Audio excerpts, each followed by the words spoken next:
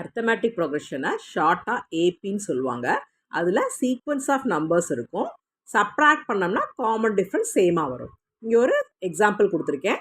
இந்த சீக்வன்ஸில் சப்ராக்ட் பண்ணாக்கா common difference வந்து 5 கிடைக்கும். அந்த மாதிரி ஒரு சீக்வன்ஸில் லாஸ்ட் பிளேஸ்லேருந்து 6th டேர்ம் என்ன வரும், ஃப்ரம் த எண்டிலிருந்து 6வது இடத்துல எந்த நம்பர் வரும்னு கேட்டிருக்காங்க. இந்த மாதிரிலாம் கேட்டால் you can apply some formula. இதோட ஃபார்முலா வந்து L minus n minus 1 into D.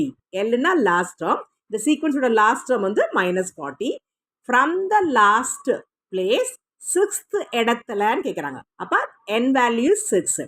6 minus 1 common difference கண்டுபிடிக்கணும்னாக்கா second term minus first term.